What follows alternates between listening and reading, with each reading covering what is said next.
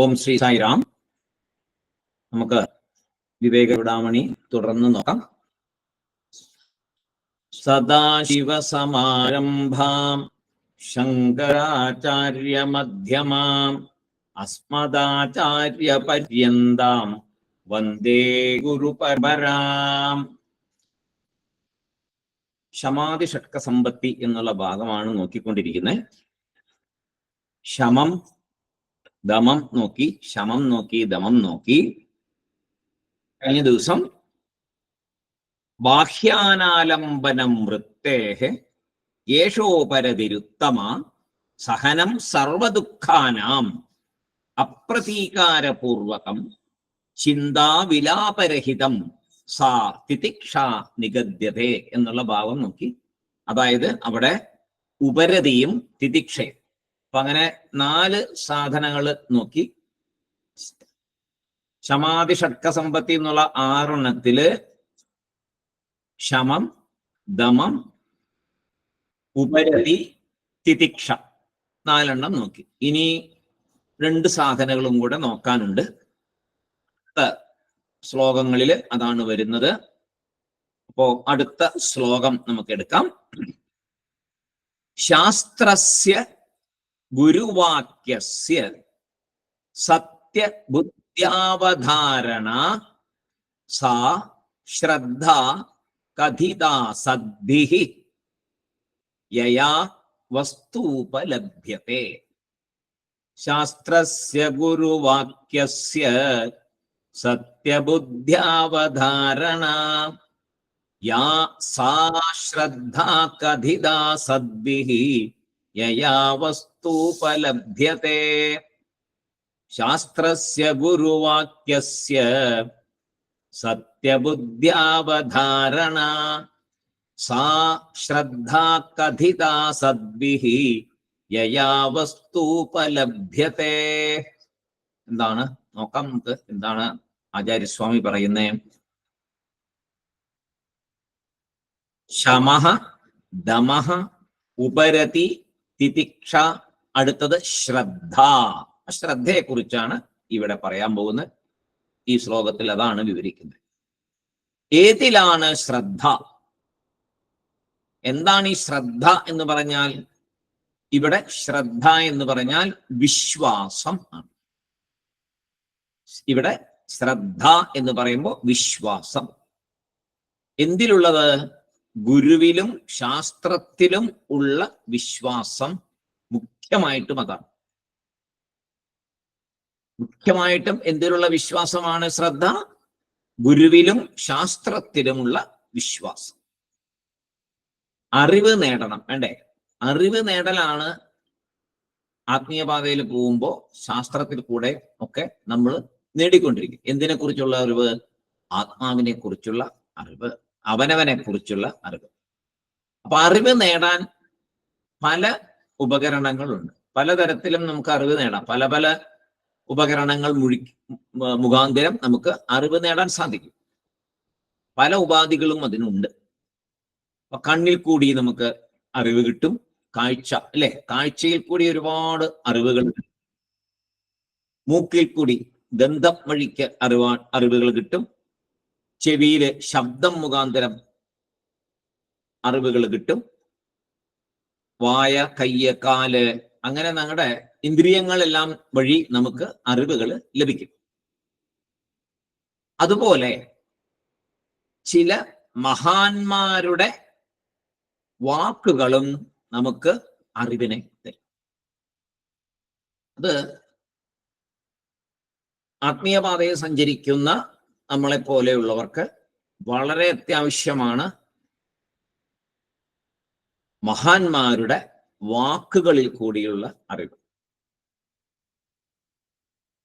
ഇപ്പോ ഓരോ ഉപനിഷത്തുകളൊക്കെ വായിക്കുമ്പോൾ അതിൻ്റെ വ്യാഖ്യാനങ്ങളും സംസ്കൃതത്തിലാണെല്ലാം അതിൻ്റെയൊക്കെ വ്യാഖ്യാനങ്ങൾ വരുമ്പോൾ നല്ല സാധനയുള്ള മഹാന്മാർ, നല്ല ഗുരുക്കന്മാർ, അവര് ഓരോരുത്തരും പറയുന്നത് ഓരോന്ന് കേൾക്കുമ്പോഴും നമുക്ക് കൂടുതൽ കൂടുതൽ അറിവ് ലഭിക്കും.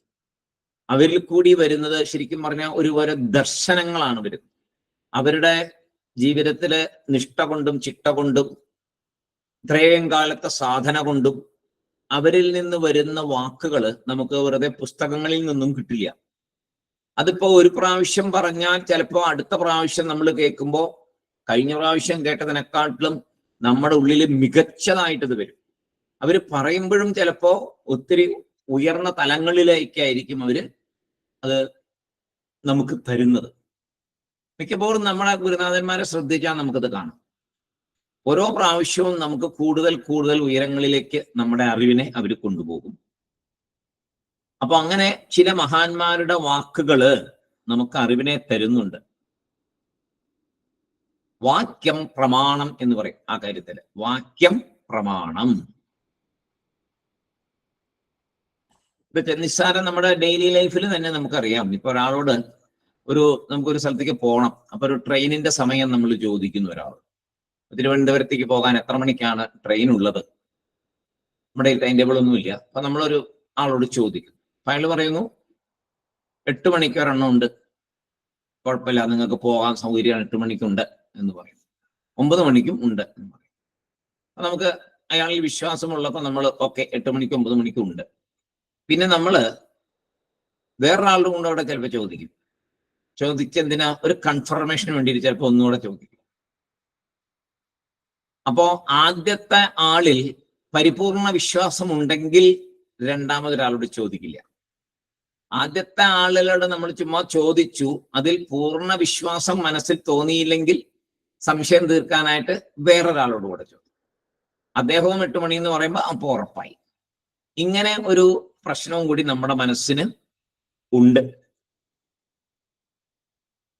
അപ്പോ ശരിക്കും ആദ്യത്തെ ആള് 8 മണിക്കുണ്ട് 9 മണിക്കുണ്ട് എന്ന് പറഞ്ഞപ്പോ രണ്ടാമത്തെ ആളോട് ചോദിക്കുമ്പോ രണ്ടാമത്തെ ആള് 8 മണിക്കുണ്ട് എന്ന് പറയുമ്പോൾ അവിടെ ഒന്നുകൂടെ ഒരു വിശ്വാസം ഉറച്ചു തുടങ്ങി.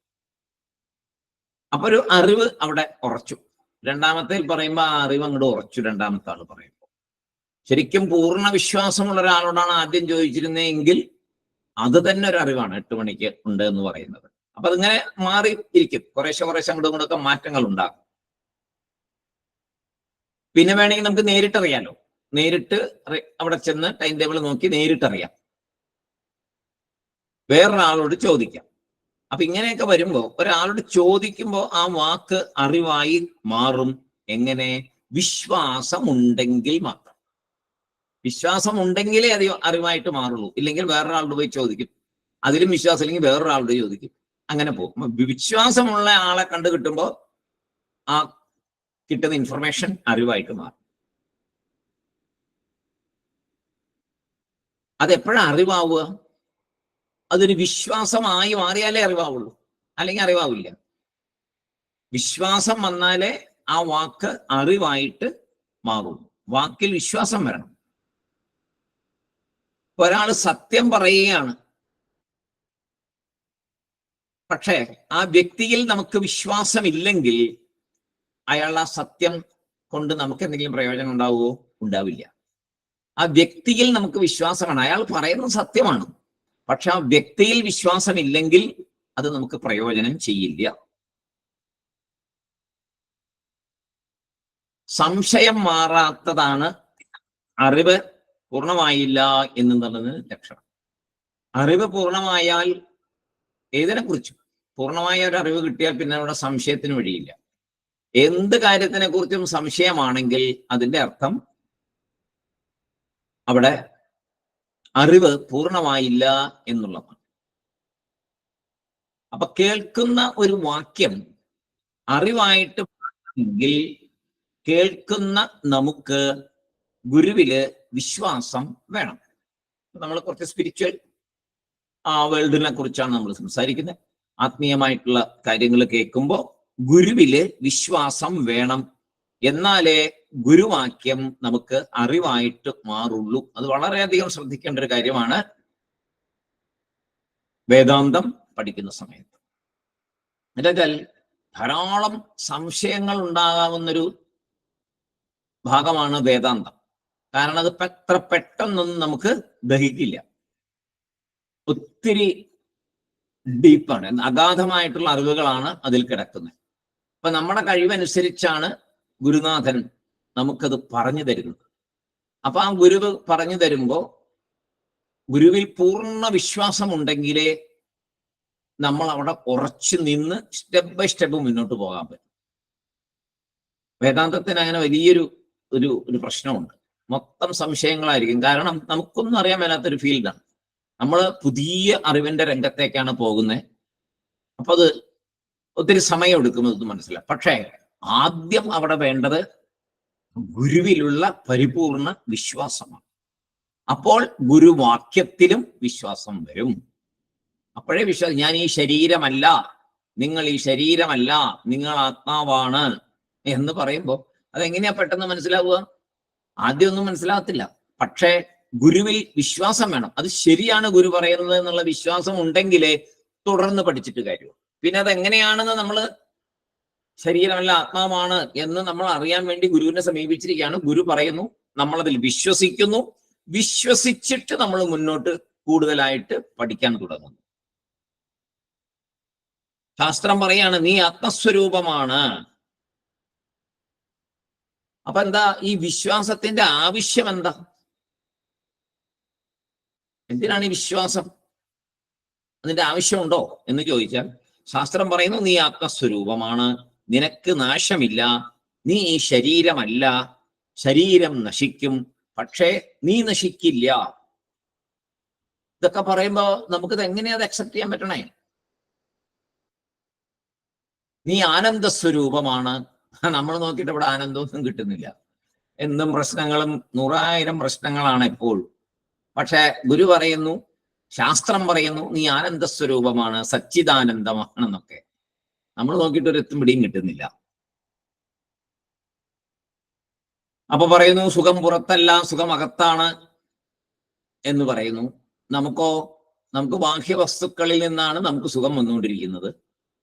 നമ്മൾ ഓരോന്നിന്റെ പുറകെ പോകുന്നു. ഇത് സുഖം തരും, ഇത് സുഖം തരുന്നു, പോകും, കുറച്ച് സുഖം കിട്ടും, പിന്നെ മാറും. പക്ഷെ എന്നാലും നമ്മൾ നോക്കുമ്പോൾ പുറത്താണ്, ബാഹ്യ വസ്തുക്കളിൽ നിന്നാണ് നമ്മൾക്ക് ആഗ്രഹങ്ങളുണ്ട്. ഈ ആഗ്രഹങ്ങൾ ആ ആഗ്രഹങ്ങളിൽ കൂടി സാധിക്കുന്നതിൽ കൂടി നമ്മുടെ പക്കൽ വരുന്ന ആ വസ്തുക്കളിൽ നിന്ന് നമുക്കൊരു സുഖം ലഭിക്കുന്നുണ്ട്. ഇല്ലെന്ന് പറയാൻ പറ്റും, സുഖം ലഭിക്കുന്നുണ്ട്, ശാശ്വതമല്ലെന്ന് മാത്രം.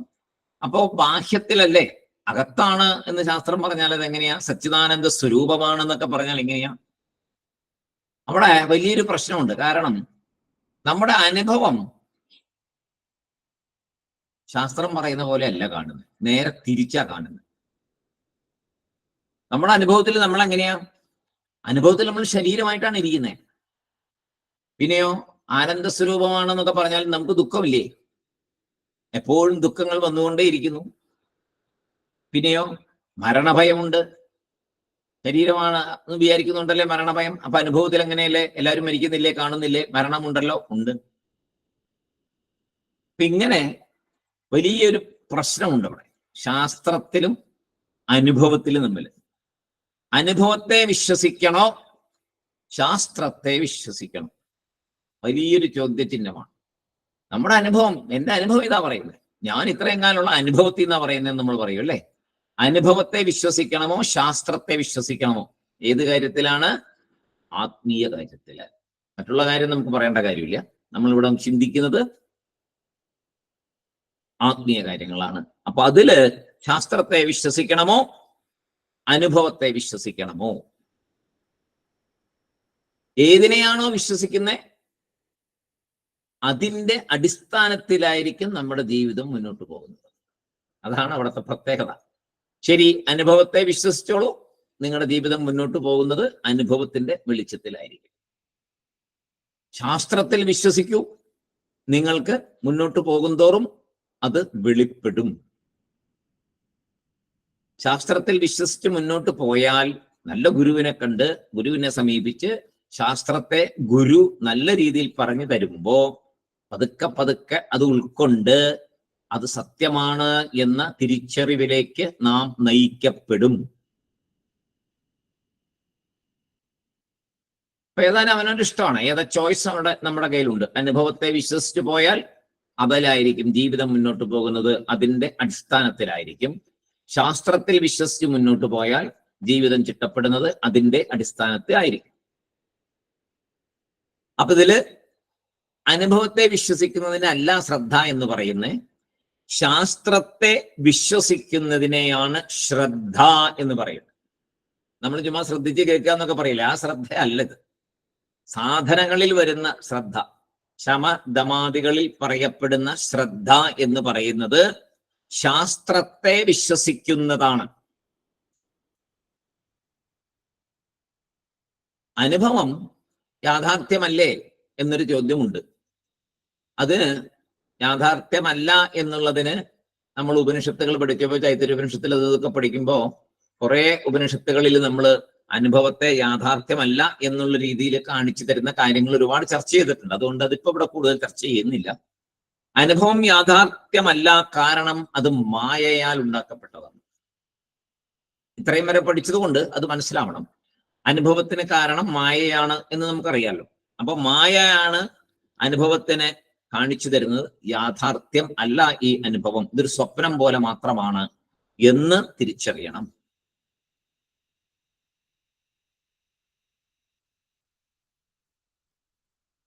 അപ്പൊ ശരി, ശാസ്ത്രത്തെ എങ്ങനെ കണ്ണടച്ച് വിശ്വസിക്കണോ? വേണ്ട. ശാസ്ത്രം പറയുന്നതിനെ അനുസരിച്ച് നോക്കുക, പരീക്ഷിച്ച് നോക്കുക. ശാസ്ത്രം പറയുന്നത് ശരിയാണോ എന്ന് സ്വന്തം ജീവിതത്തിലെ സാധനങ്ങളിൽ കൂടി നോക്കണം.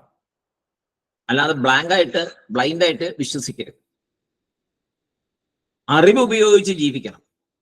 ശാസ്ത്ര സത്യങ്ങളെ തിരിച്ചറിയാൻ ബുദ്ധിയെ, സാധനങ്ങളെ ഉപയോഗിക്കണം. അല്ലാതെ വിശ്വസിക്കണ്ട.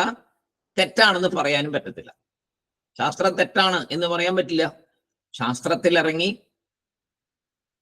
അതിന്റെ സാധനകളൊക്കെ ചെയ്ത് ഗുരു പറയുന്ന ഉപദേശം അനുസരിച്ച് ചിട്ടയായൊരു ജീവിതം ചെയ്ത് എന്നിട്ട് ഇതൊന്നും ശരിയല്ല എന്ന് പറയാം, അപ്പൊ നമുക്ക് മനസ്സിലാക്കാം. പക്ഷെ അങ്ങനെ പറയാൻ പറ്റില്ല. അതിൽ പോയി കഴിഞ്ഞാൽ തനിയെ അത് ശരിയാണ് എന്നുള്ളത് മനസ്സിലാവും.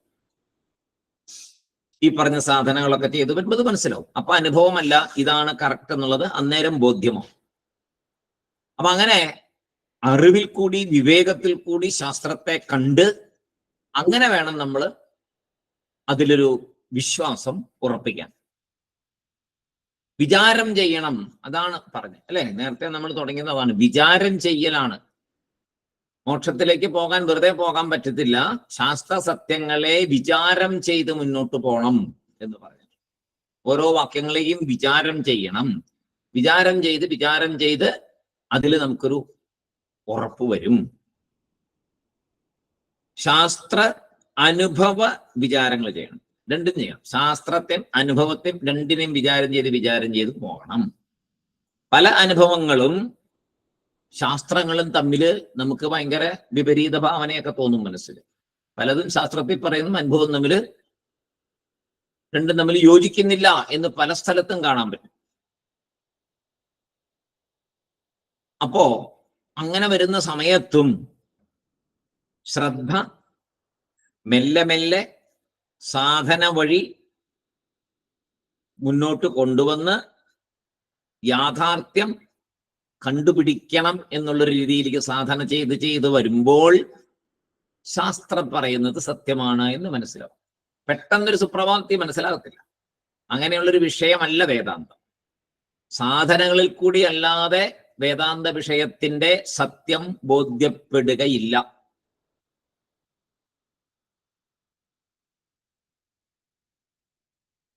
തിദിക്ഷ പോലെ, തിദിക്ഷ എളുപ്പമാണോ? അല്ലല്ലോ. തിദിക്ഷ പോലെ ആരംഭത്തിൽ വേദാന്തം ദഹിക്കില്ല.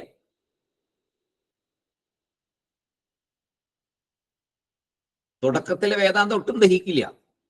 പക്ഷേ വിശ്വാസം കൊണ്ട് സാധന നമ്മൾ തുടരും. വിശ്വാസമില്ലെങ്കിൽ സാധന ചെയ്യില്ലല്ലോ.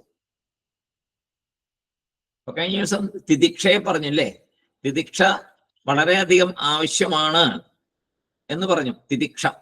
തിദിക്ഷ ഇല്ലാതെ മുന്നോട്ട് പോകാൻ പറ്റത്തില്ല. സഹിക്കൽ. അപ്പൊ ഇത് മുന്നോട്ട് പല കാര്യങ്ങളും സഹിച്ചു മുന്നോട്ട് പോകണം. അപ്പോഴേ ശാസ്ത്രം ശരിയാണോ അനുഭവം ശരിയാണോ എന്നുള്ളതിനകത്തേക്ക് നമുക്ക് ഉറപ്പിച്ചെത്താൻ പറ്റുള്ളൂ. അപ്പൊ ആ ശാസ്ത്രത്തെ വിശ്വസിക്കുന്നത് തിദിക്ഷ പോലെ തന്നെയാണ്. ഇത്തിരി കട്ടിയാണ്, എളുപ്പമല്ല. പക്ഷേ നന്നായിട്ട് സാധന ചെയ്യുക, ശാസ്ത്രത്തിൽ പറയുന്ന സാധനകളെ നന്നായിട്ട് ചെയ്ത് വിവേകം വൈരാഗ്യമൊക്കെ വന്ന് മുന്നോട്ട് പതുക്കെ പതുക്കെ മുന്നോട്ട് സഞ്ചരിക്കുമ്പോൾ മെല്ലെ മെല്ലെ നമുക്ക് ആ ശാസ്ത്രം ശരിയാണ് എന്നുള്ള ആ ഒരു അനുഭവം നമ്മുടെ ഉള്ളിൽ വരും. ആ അനുഭവം ബാഹ്യവസ്തുക്കളിൽ നിന്ന് കിട്ടുന്ന അനുഭവം ഒരുപോലെ അല്ല, രണ്ടും രണ്ടാണ്. ഒന്ന് ആത്മാവിലുള്ള അനുഭവം, മറ്റത് ബാഹ്യവസ്തുക്കളിൽ ഇന്ദ്രിയങ്ങളിൽ ഉണ്ടാകുന്ന, നശിക്കുന്ന ശരീരങ്ങളിൽ ഉണ്ടാകുന്ന അനുഭവം.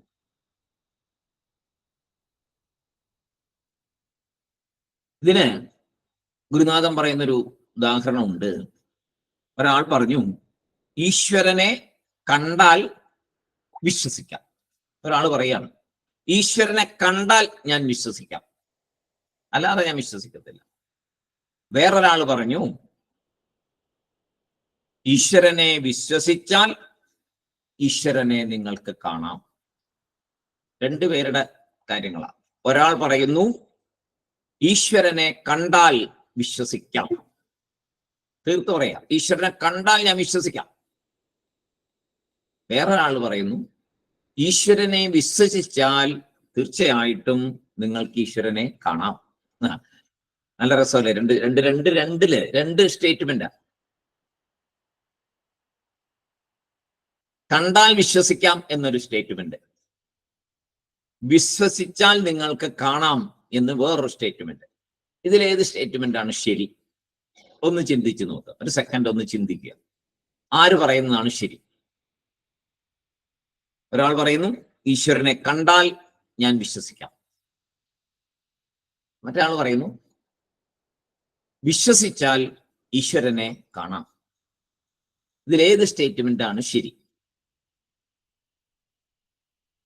അപ്പൊ നമുക്ക് വിചാരം ചെയ്ത് നോക്കണം. ഏതാണ് ശരിയെന്ന് പറയാൻ നമ്മൾ വിചാരം ചെയ്ത് നോക്കുക. ഒന്ന് വിചാരം ചെയ്യുക.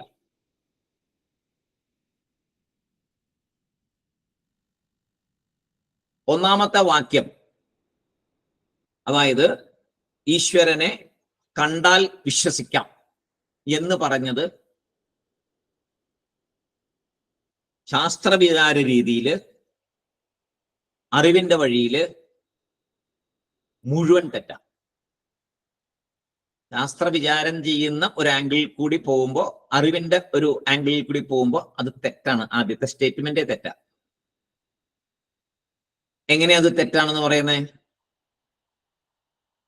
ഒരു വസ്തുവിനെ കണ്ടു കഴിഞ്ഞാൽ, ഒരു വസ്തുവിനെ കാണുന്നു നമ്മൾ, അത് കണ്ടു കഴിഞ്ഞാൽ, ഏത് ഇന്ദ്രിയം വഴിക്ക് എങ്ങനെ വേണമെങ്കിൽ ആയിക്കോട്ടെ, കണ്ടു കഴിഞ്ഞാൽ എന്താണ് അതിന് പറയുക? ജ്ഞാനം എന്നാണ് അതിന് പറയുക. കണ്ടു കഴിഞ്ഞാൽ ഉണ്ടാകുന്നത് നമ്മുടെ മനസ്സിൽ ഒരു ജ്ഞാനമാണ്. ഇപ്പൊ ഒരു പേന കണ്ടു, അത് പേനയാണെന്നുള്ള അറിവ്, ജ്ഞാനം ഉള്ളിൽ വന്നു. ഒരു പുസ്തകത്തെ കണ്ടു, പുസ്തകം എന്നറിവ് വന്നു. ഒരു മൃഗത്തെ കണ്ടു, അത് മൃഗം, ഇന്ന മൃഗം എന്നുള്ള ഒരു അറിവ് വന്നു. ഒരു മരത്തെ കണ്ടു, അത് ഇന്ന മരം എന്നുള്ള ഒരു അറിവ് വന്നു. ഏതിനെ കണ്ടു കഴിഞ്ഞാലും, ഇനി അഥവാ ശബ്ദമാണെങ്കിലും എന്താണെങ്കിലും, അങ്ങനെ കിട്ടുമ്പോൾ ആ എക്സ്പീരിയൻസിൽ കൂടി വരുന്നത് എന്താണ്? അത് ജ്ഞാനമാണ്, അറിവാണ്. അത് വിശ്വാസമല്ല. ആണോ? ഒരു പേനയെ കണ്ടു, അത് വിശ്വാസമാണോ? അത് പേനയാണെന്ന് അറിയുന്നത് വിശ്വാസമാണോ? അല്ല, അത് ജ്ഞാനമാണ്. ഒരു പശുവിനെ കണ്ടു, അത് പശു എന്നറിയുന്നത് വിശ്വാസമാണോ? അല്ല, അത് ജ്ഞാനമാണ്. ഒരു ആൽവൃക്ഷത്തെ കാണുന്നു, അത് ആൽവൃക്ഷമാണ് എന്നറിയുന്നു, അതെന്താണ്? അത് ജ്ഞാനമാണ്, അത് വിശ്വാസമല്ല. കാണുന്നതിന് മുമ്പാണ് വിശ്വാസം വേണ്ടത്. വിശ്വാസം എന്നുള്ളത് കാണുന്നതിന് മുമ്പുള്ള ഒരവസ്ഥയാണ്.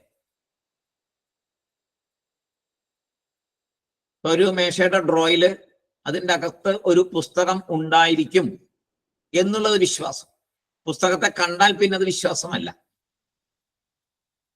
ഉണ്ടായിരിക്കും എന്ന് പറയുന്നത് വിശ്വാസം. കണ്ട ശേഷമല്ല വിശ്വാസം, കാണുന്നതിന് മുമ്പാണ് വിശ്വാസം ഉള്ളിൽ ഉണ്ടാകുന്നത്. അറിവിനാൽ, അറിവാണ്, കണ്ടു കഴിയുമ്പോൾ അറിവാണ് വരുന്നത്, അവിടെ വിശ്വാസമല്ല വരുന്നത്. ശാസ്ത്രം പറയുന്നു ഈശ്വരനെ വിശ്വസിച്ചാൽ ഈശ്വരനെ കാണാം. വിശ്വാസമില്ലാത്തവൻ എങ്ങനെയാ ഈശ്വരനെ കാണാൻ പറ്റുക? പറ്റില്ല. കണ്ടാൽ അത് പിന്നെ അത് ജ്ഞാനമാണ്, അത് വിശ്വാസമല്ല. ഒരു വസ്തുവിനെ കുറിച്ചുള്ള അറിവ് വരുന്നതിന് മുമ്പാണ് ഈ ശ്രദ്ധ ഉണ്ടാകുന്നത്.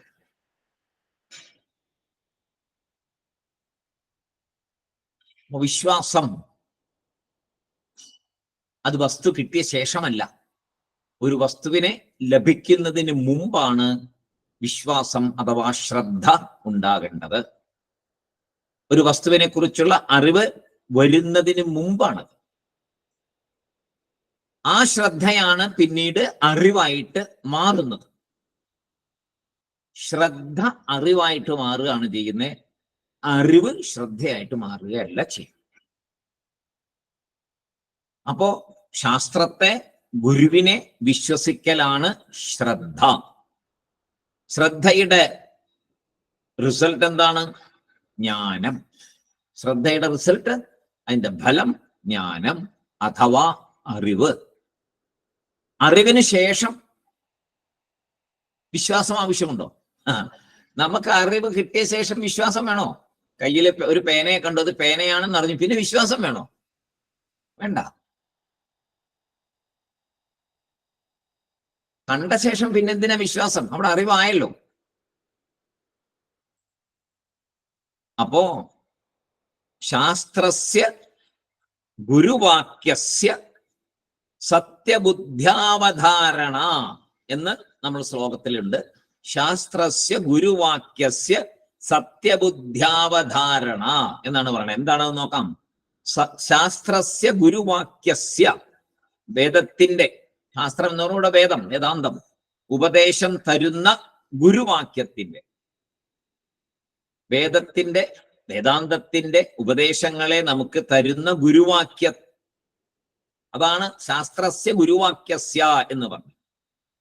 എന്നിട്ടോ സത്യബുദ്ധ്യ, സത്യം എന്ന ബുദ്ധിയോടെ,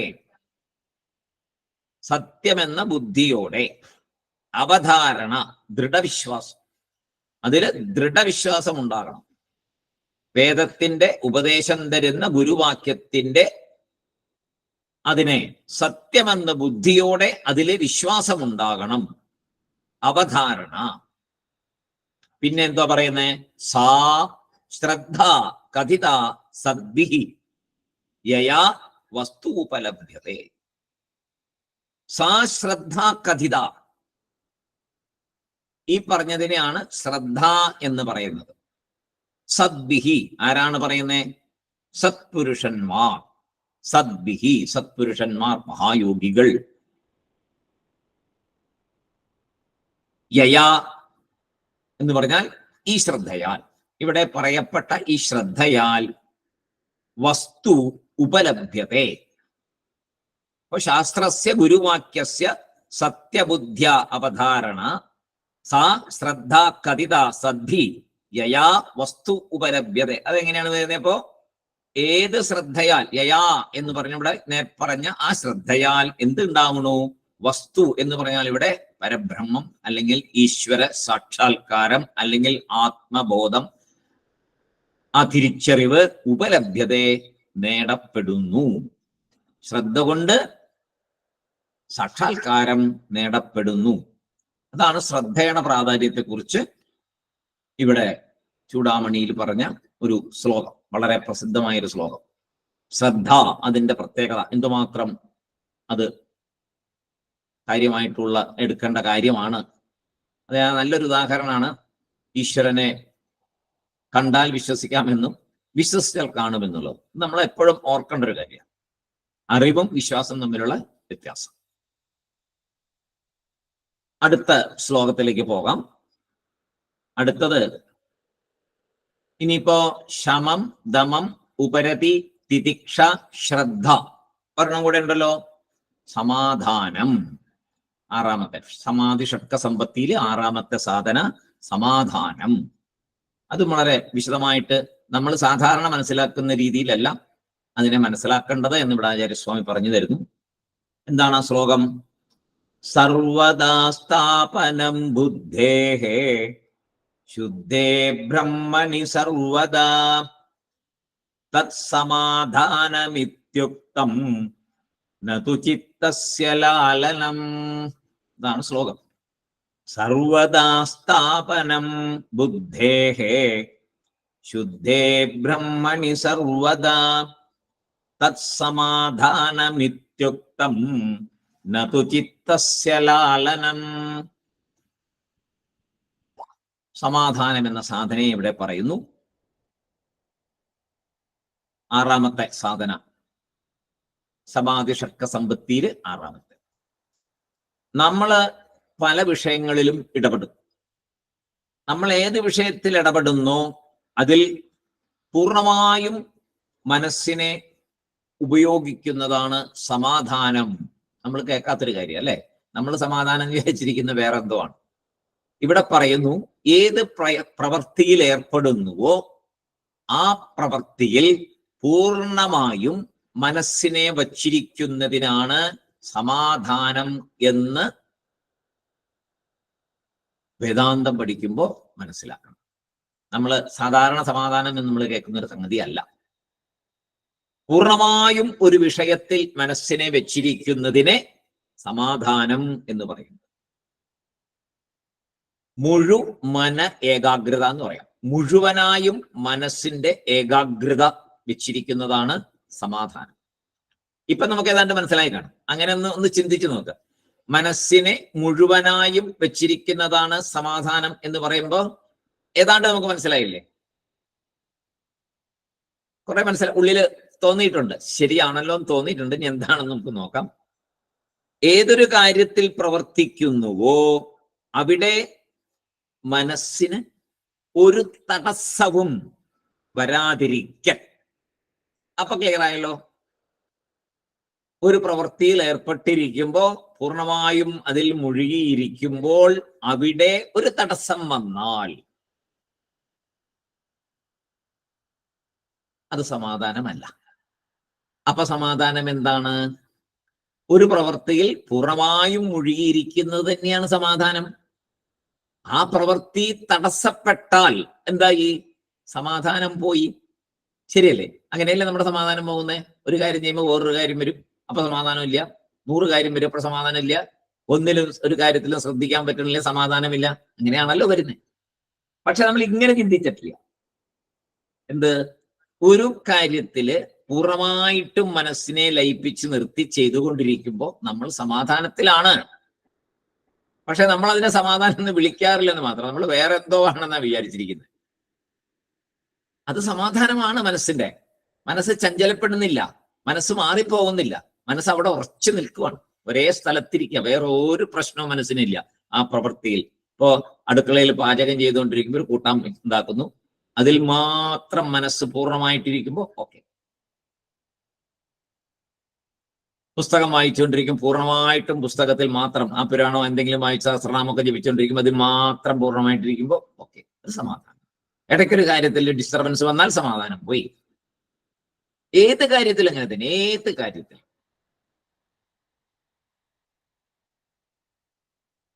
അപ്പൊ ശമം നമ്മൾ പഠിച്ചില്ലേ? എന്താണ് ശമം പഠിച്ചേ? മനസ്സിനെ തുറന്ന് കൺട്രോളില്ലാതെ വിടാതെ മനസ്സിനെ സൂക്ഷിച്ചു നിർത്തലാണ് ശമം എന്ന് പഠിച്ചു. ദമമോ? ഇന്ദ്രിയം വഴി മനസ്സ് ചഞ്ചലപ്പെട്ടു പോകാതെ നോക്കണം എന്ന് പറഞ്ഞപ്പോ ദമമോ ആയി. ശമം മനസ്സിനെ കൺട്രോൾ ചെയ്യണമെന്ന് പറഞ്ഞു. ദമം ഇന്ദ്രിയം വഴി മനസ്സ് പ്രശ്നം ഉണ്ടാക്കരുതെന്ന് പറഞ്ഞു. ഉപരതയോ?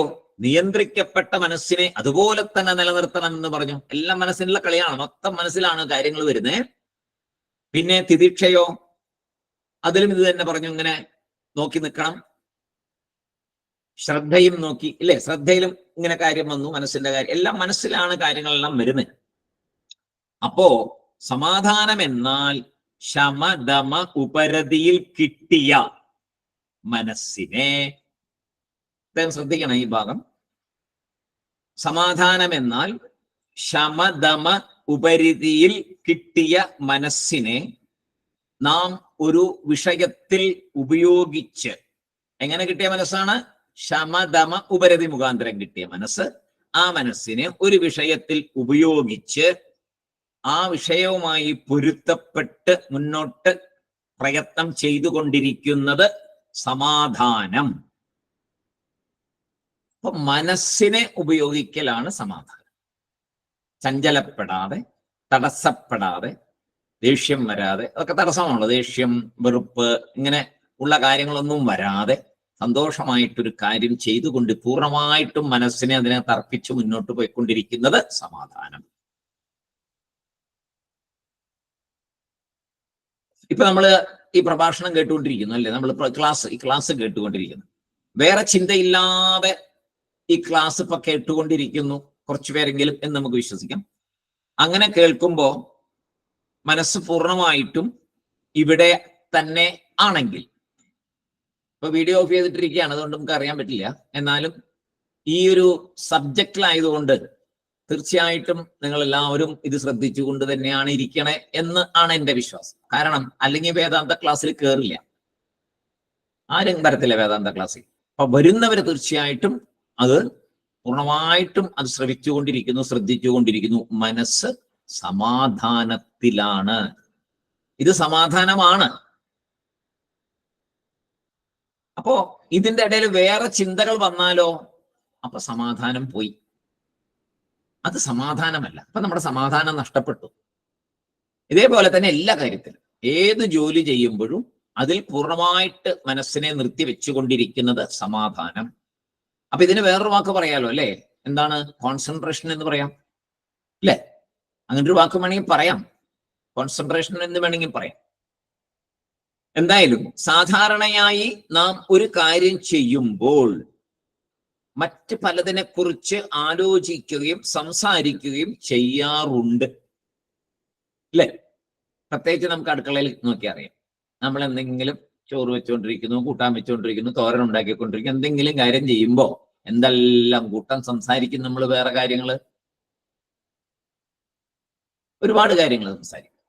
അതേമാതിരി ഓഫീസിൽ ജോലി ചെയ്തുകൊണ്ടിരിക്കുമ്പോൾ നമ്മൾ പേന കൊണ്ട് ഓഫീസിൽ ജോലി എഴുതുകയും ഒക്കെ ചെയ്തുകൊണ്ടിരിക്കുന്ന സമയത്ത് തന്നെ തൊട്ടടുത്ത ആളുമായിട്ട് വേറെ പല കാര്യങ്ങളും സംസാരിച്ചുകൊണ്ടിരിക്കും. ജോലി ചെയ്തുകൊണ്ടിരിക്കും, ആ കാര്യം സംസാരിച്ചുകൊണ്ടിരിക്കും.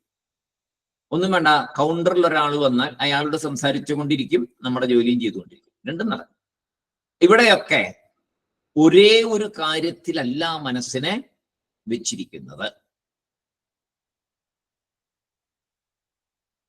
അപ്പൊ ഇങ്ങനെ ആ ഒരു ഹാബിറ്റ് നമുക്കുണ്ടെങ്കിൽ, ഏത് ഒരു കാര്യം ചെയ്യുമ്പോൾ വേറെ കാര്യങ്ങൾ 10 കാര്യങ്ങൾ ആലോചിക്കുകയും വർത്തമാനം പറയും പിടിക്കുകയും ചെയ്തുകൊണ്ടിരിക്കുന്ന ഒരു സ്വഭാവം നമുക്കുണ്ടെങ്കിൽ എന്താ കുഴപ്പം പറ്റുക? ശ്രവണം എന്ന സാധന ചെയ്യുമ്പോ മനസ്സ് നമ്മുടെ കയ്യിൽ ഉണ്ടാവില്ല. ഇതാണ് അതിൻ്റെ ഒരു കുഴപ്പം. ശ്രവണം ചെയ്യുമ്പോൾ, ശ്രവണമില്ലാതെ നമുക്ക് ഇവിടെ പറ്റില്ല. കാര്യം ഗുരുവാക്യത്തെ ശ്രവണം വേണമല്ലോ. ഗുരുവാക്യം, ഗുരുവിന്റെ അടുത്ത് പോയ ശേഷം ഗുരുവാക്യത്തെ ശ്രവണം ചെയ്യണം. എത്രയോ പ്രഭാഷണങ്ങൾ ശ്രവണം ചെയ്യണം, സപ്താഹങ്ങൾ ശ്രവണം ചെയ്യണം, സത്സംഗത്തിൽ ശ്രവണം വേണം, എല്ലാത്തിലും ശ്രവണം വേണം. ശ്രവണത്തിൽ കൂടിയാണ് നമ്മൾ ഇത്തരം വരെ വന്നിരിക്കുന്നത്. അപ്പൊ ശ്രവണം നിർബന്ധമാണ്. ആ ശ്രവണത്തിന് എന്ത് പറ്റും? ഇങ്ങനെയുള്ള മനസ്സ്, ഏത് ഒരു കാര്യത്തിനിടയ്ക്ക് വേറെ കാര്യങ്ങൾ ചെയ്തുകൊണ്ട് ശീലമാക്കിയിരിക്കുന്ന ഒരു മനസ്സിനെ ശ്രവണം ശരിയായ രീതിയിലായിരിക്കില്ല. അപ്പൊ ഒരു സാധനം അവിടെ മുടങ്ങിപ്പോകും, ശരിയല്ലാത്ത രീതിയിലായി. അപ്പൊ ശ്രവണം എന്ന സാധനം ചെയ്യുമ്പോൾ മനസ്സ് എങ്ങനെ ഇരിക്കണം?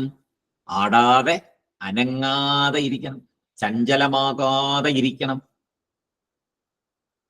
തൊട്ടിൽ പോലെ ആടരുത് എന്ന് പറയും. അതിന് തൊട്ടിൽ പോലെ മനസ്സ് ആടരുത് എന്ന് പറയും. അപ്പൊ അതിന് ഒരു തമാശയായിട്ട് പറയും, കുഞ്ഞിലെ തൊട്ടിലിട്ട് ഒരുപാട് ആട്ടിയത് കൊണ്ടാണ് ഇപ്പോൾ ഈ മനസ്സ് ഇങ്ങനെ ആടുന്നതെന്ന് പറയും. തമാശയായിട്ട് പറയുന്ന ഒരു കാര്യമാണ്. കുഞ്ഞിലെ തുളിയിലിട്ട് തൊട്ടിലിട്ട് കുറെ ആട്ടിയിട്ടുണ്ട് അമ്മ. കരയുമ്പോ ഒക്കെ അതിനകത്തിട്ട് ആട്ടും. അങ്ങനെ വന്ന് വന്ന് വന്ന് ഉറങ്ങാനും അതിനകത്തിട്ട്. അപ്പൊ എപ്പോഴും ആടി ആടി വന്നിട്ട് വലുതായപ്പോഴും ഈ മനസ്സിൽ ഈ ആട്ടം പോയിട്ടില്ല എന്ന് തമാശയായിട്ട് പറയും. കാരണം അത്രയും ചഞ്ചലമാണ് മനസ്സെന്നുള്ളതിനെ കാണിക്കാനാണ് ആ ഒരു തമാശ പറയുന്നത്.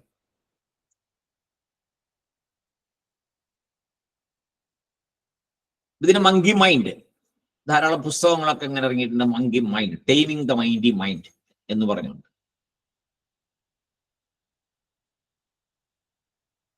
ശങ്കരാചാര്യസ്വാമി പറയുന്നു, പരബ്രഹ്മ വിചാരം ചെയ്യുമ്പോൾ, ആത്മവിചാരം ചെയ്യുമ്പോൾ അതിൽ മാത്രമായി മനസ്സിനെ ഇരുത്തൽ, അതിൽ മാത്രമായിട്ട് മനസ്സിനെ ഇരുത്തൽ, മനസ്സോടെ. അതാണ് പറയുന്നത്. ആചാര്യസ്വാമി പറയുന്നത് ഇവിടെ ഈ സമാധാനത്തിന് പറയുന്നത് മനസ്സിനെ പരബ്രഹ്മ വിചാരം ചെയ്യുമ്പോൾ അതിൽ മാത്രമായി മനസ്സിന് ഇരുത്തൽ, വേറെ ഒന്നും ചിന്തിക്കരുതെന്നാ പറയുന്നത്. അപ്പൊ പരബ്രഹ്മ വിചാരം ചെയ്യൽ എന്താണ്? കുറെ കാര്യങ്ങളുണ്ടല്ലോ.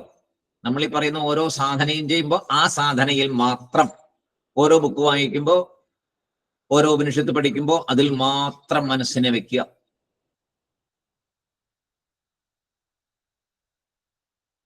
ആചാര്യസ്വാമി പറയുന്നു, സമാധാനം എന്ന് പറഞ്ഞാൽ ഏത് കാര്യം ചെയ്യുമ്പോഴും മനസ്സോടെ ചെയ്യുക.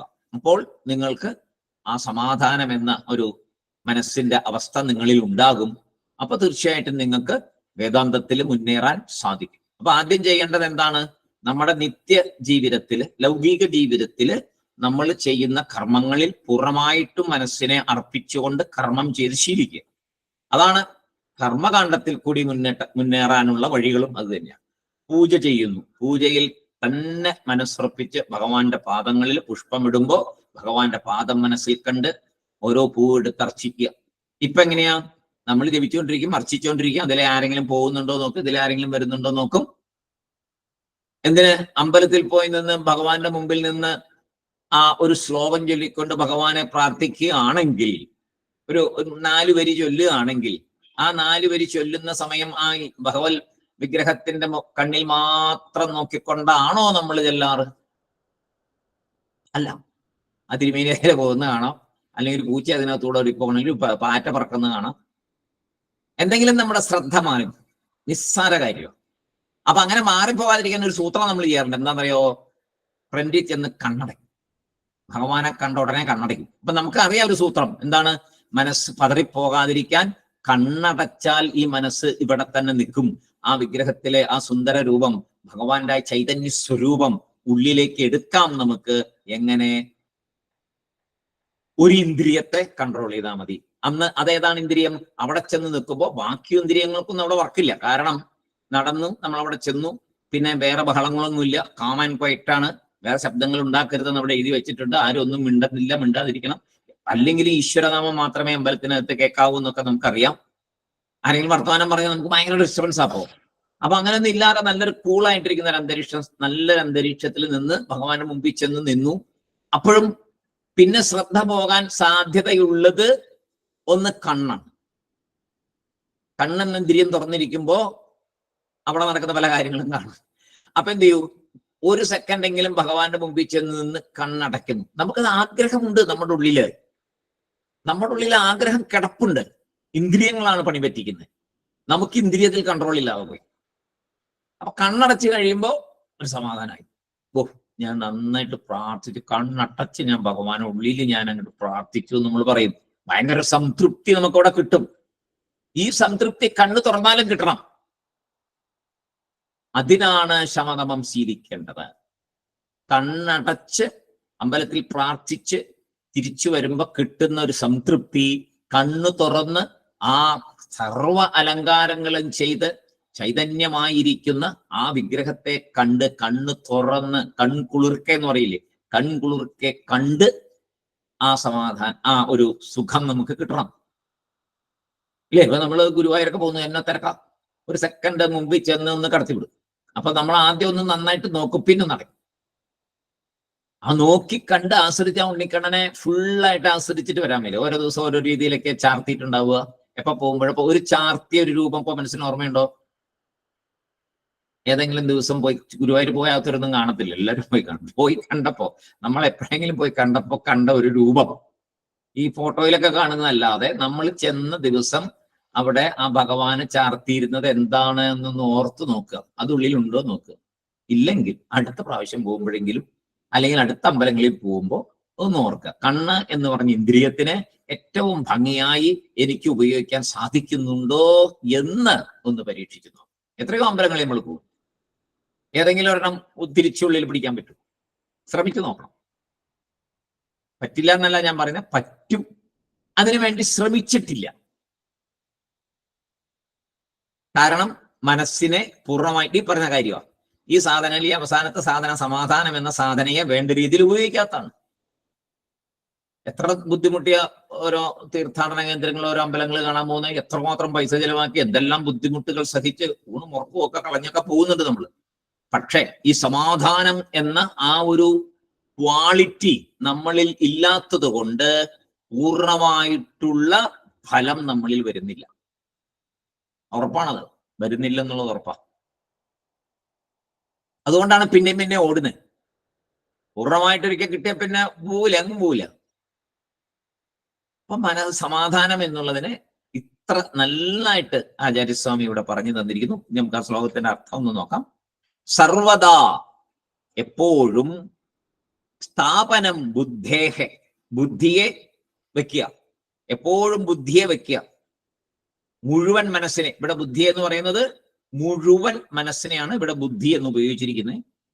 ശുദ്ധേ ബ്രഹ്മണി സർവദാ, ശുദ്ധമായ പരബ്രഹ്മത്തിൽ, ഈശ്വരനിൽ, ആത്മാവിൽ, സർവദാ, എല്ലാ സാഹചര്യങ്ങളിലും. ഇവിടെ സർവദാ എന്ന് പറയുമ്പോൾ ഏത് സാഹചര്യത്തിലും ആ ഈശ്വരനിൽ മനസ്സിനെ ഉറപ്പിച്ച് നിർത്തുക.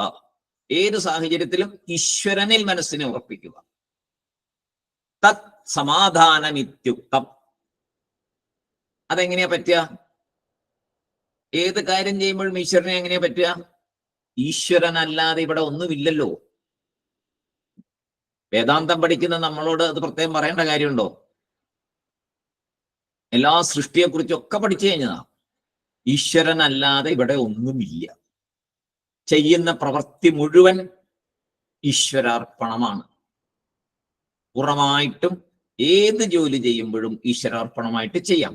വേദാന്തം പഠിച്ച ഒരാൾക്ക് മനസ്സിനെ പൂർണ്ണമായിട്ട് അതിൽ വെക്കുമ്പോ പിന്നെ എവിടെയാ വെക്കുന്നേ? ഈശ്വരനിലാണത്. ഏതിൽ വെച്ചാലും അത് ഈശ്വരനിലാണ്. അതാണ് അവിടെ പൂർണ്ണമായിട്ട് വെക്കണം എന്ന്, ഈശ്വരനിൽ പൂർണ്ണമായിട്ട് വെക്കണം എന്ന് പറഞ്ഞതുകൊണ്ട് ഉദ്ദേശിക്കുന്നത്. ഇതിൽ ബ്രഹ്മം എന്ന് പറയുന്നത് അതൊരു ഉദാഹരണമായിട്ട് പറയുന്ന, ബ്രഹ്മത്തിൽ വെക്കണം എന്ന് പറയുമ്പോൾ എല്ലാം ബ്രഹ്മം തന്നെ. അപ്പൊ നമ്മൾ എന്ത് ചെയ്യണം? നമ്മൾ ചെയ്യുന്ന ജോലി മുഴുവൻ ഈശ്വരാർപ്പണമാണ്, ഈശ്വരന് തന്നെ സമർപ്പിക്കുന്നതാണ്. ആ അതിൽ പൂർണ്ണ മനസ്സോടുകൂടി ഇരിക്കുന്നതാണ് സമാധാനം. നമ്മൾ മനസ്സിനെ പൂർണ്ണമായിട്ട് ഉപയോഗിക്കുന്നില്ല. ഉണ്ടോ? പൂർണ്ണമായിട്ട് മനസ്സിനെ ഉപയോഗിക്കുന്നുണ്ടോ? ഇതൊക്കെ ഒത്തിരി പറയുന്നുണ്ട് ആൾക്കാര്. സയൻസ് ഒക്കെ പറയുന്നു മനുഷ്യൻ വെറും ഒരു 3% 4% ഒക്കെ മനസ്സിന്റെ ശക്തിയെ ഉപയോഗിക്കപ്പെടുന്നുള്ളൂ എന്നാ പറയുന്നത്. നമ്മുടെ ബുദ്ധിയുടെ ചെറിയൊരംശമേ നമ്മൾ ഉപയോഗിക്കുന്നുള്ളൂ എന്ന് പറയുന്നു. സയൻസ് കണ്ടുപിടിച്ചിരിക്കുന്ന അങ്ങനെ ബ്രെയിനിന്റെ ഒരു കൊച്ചു, വളരെ ചെറിയൊരു പെർസെൻറ്റേജ്, 3% 4% മറ്റേ ഉപയോഗിക്കുന്നുള്ളൂ. ബാക്കിയൊന്നും നമ്മൾ ഉപയോഗിക്കുന്നില്ല. ഒത്തിരി കഴിവുകൾ നമ്മളിൽ ഉണ്ട്. ഇത് നമ്മുടെ ആചാര്യന്മാര് പണ്ടേ പറഞ്ഞിട്ടുള്ളത് തന്നെയാണ്. മനുഷ്യന് സാധിക്കാത്തതായിട്ടൊന്നുമില്ല. കാരണം ആത്മാവാണ്, സർവശക്തനായ ആത്മാവാണ്, സർവശക്തനായ ദൈവം തന്നെയാണ് ആത്മ.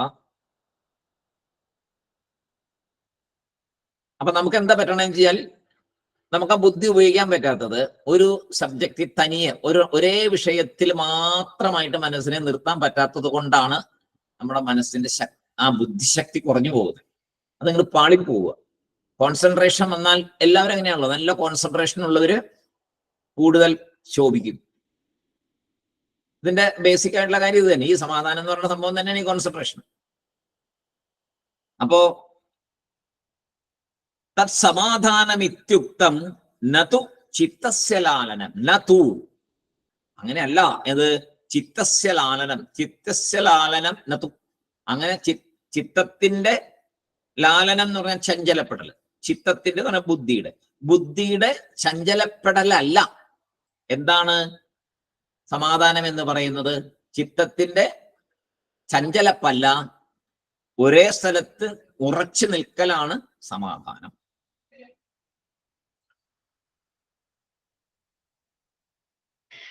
ചിത്തസ്യലാലനം നതു, അത് ചിത്തസ്യലാലനമല്ല. പിന്നെയോ ശുദ്ധേ ബ്രഹ്മണി സർവദാ തത് സമാധാനം. അപ്പോ ചഞ്ചലതയെ സമാധാനം എന്ന് പറയാൻ പറ്റില്ല. അപ്പൊ ഈ സമാധാനം എങ്ങനെ കിട്ടും? അതിനെല്ലാം എല്ലാ സാധനങ്ങളും അഭ്യാസത്തിലൂടെ കിട്ടുള്ളൂ. അതേപോലെ സമാധാനം എന്ന സാധനയും അഭ്യാസത്തിലൂടെ മാത്രമേ നമുക്ക് ലഭിക്കുകയുള്ളൂ. അപ്പൊ ഈ സമാധാനം എന്ന് പറഞ്ഞതിന്റെ ശങ്കരാചാര്യസ്വാമി പറഞ്ഞു തന്ന ഈ ഒരു അർത്ഥം, ഏതിലാണോ മനസ്സിനെ പൂർണ്ണമായി അർപ്പിച്ചുകൊണ്ടിരിക്കുന്നത് ആ സമയം അയാൾ സമാധാനത്തിലായിരിക്കും, ആ മനസ്സ് സമാധാനത്തിലായിരിക്കും എന്നത് ഉൾക്കൊണ്ടുകൊണ്ട് ഇനിയുള്ള ഓരോ നമ്മുടെ ജോലികളും നമ്മൾ ചെയ്യാൻ ശീലിക്കുക. അപ്പോൾ ആ സമാധാനത്തിന്റെ പൂർണ്ണ ഫലം നമുക്ക് കിട്ടും. ലൗകികമായിട്ടും കിട്ടും, ആത്മീയമായിട്ടും കിട്ടും. ലൗകികമായിട്ട് കിട്ടുന്നുള്ള ഉറപ്പാണല്ലോ. ശ്രദ്ധിച്ച് പഠിച്ചാൽ, നന്നായിട്ട് പഠിച്ചാൽ മാർക്ക് കിട്ടുന്നുള്ള എന്തുകൊണ്ടാ? മനസ്സ് പൂർണ്ണമായിട്ടും അതിനകത്തിരിക്കാൻ മനസ്സിലാവും, അല്ലെങ്കിൽ മനസ്സിലാകത്തില്ല. ഏത് കാര്യം അങ്ങനെ തന്നെയാണ്. അപ്പോ ആ സമാധാനം എന്നുള്ള വാക്കിനെ വേദാന്തത്തിൽ ഉപയോഗിച്ചിരിക്കുന്നത് ഈ വിധത്തിലാണ് എന്ന് മനസ്സിലാക്കുക. അതായത് തടസ്സം ഇല്ലാതിരിക്കൽ. ഒരു ജോലിയിൽ പൂർണ്ണമായിട്ട് മുഴുകിയിരിക്കുമ്പോൾ അതിന് ഒരു ഡിസ്റ്റർബൻസ്, ഒരു തടസ്സം വരാതിരിക്കൽ മനസ്സിൽ, ഒരു തടസ്സം വരാതിരിക്കൽ മനസ്സിൽ ആണ് ഈ സമാധാനം. ഇത്രയും ആവുമ്പോഴത്തേക്കും എല്ലാ സാധനയായി. ഇത് സമാധി ഷഡ്ക സമ്പത്തിയിലായി. മൊത്തം ആദ്യത്തെ വിവേകമായി, വൈരാഗ്യമായി, പിന്നെ ശമാധി ഷഡ്ക ആറെണ്ണത്തില് ശമ, ദമ, ഉപരതി, തിതിക്ഷ, ശ്രദ്ധ, സമാധാനം, എല്ലാ സാധനങ്ങളുമായി. അപ്പോ 1, 2, 4 സാധനയാണ് മൊത്തത്തിൽ പറയുന്നത്. 1 വിവേകം, 2 വൈരാഗ്യം, 3 ശമാധി ഷഡ്ക സമ്പത്തി, 4 മുമുക്ഷുത്വം. അപ്പൊ നമുക്ക് അടുത്ത മുമുക്ഷുത്വം എന്ന ആ വലിയൊരു സാധന അത് നമുക്ക് അടുത്ത ദിവസം നോക്കാം. ഇപ്പോ 3 എണ്ണം തീർന്നു. നമ്മുടെ വിവേകം തീർന്നു, വൈരാഗ്യം തീർന്നു, ശമാധി ഷഡ്ക സമ്പത്തി, അതായത് ശമ, ദമ, ഉപരതി, തിതിക്ഷ, ശ്രദ്ധ, സമാധാനം. ഇത്രയും ശങ്കരാചാര്യസ്വാമികളുടെ ചെറിയ ചെറിയ വിശദീകരണങ്ങൾ കൂടെ നമ്മൾ പോയി. അടുത്ത ദിവസം മുമുക്ഷുത്വം കൂടെ നോക്കാനായിട്ടുള്ള അനുഗ്രഹം ഭഗവാൻ തരട്ടെ എന്ന് പ്രാർത്ഥിക്കുന്നു. എല്ലാവരുടെ പാദങ്ങളിലും നമസ്കാരം. ഓം പൂർണ്ണമദ പൂർണ്ണമിദം പൂർണ്ണാത് പൂർണ്ണമുദച്യത്തെ പൂർണ്ണസ്യ പൂർണ്ണമാദായ പൂർണ്ണമേവാവശിഷ്യത്തെ. ഓം ശാന്തി ശാന്തി ശാന്തി. ഹരി ഓം തത്സത്. ബ്രഹ്മാർപ്പണമസ്തു. എല്ലാവർക്കും Sai Ram. Sai Ram sir. Sai Ram sir. Sai Ram sir. Sai Ram.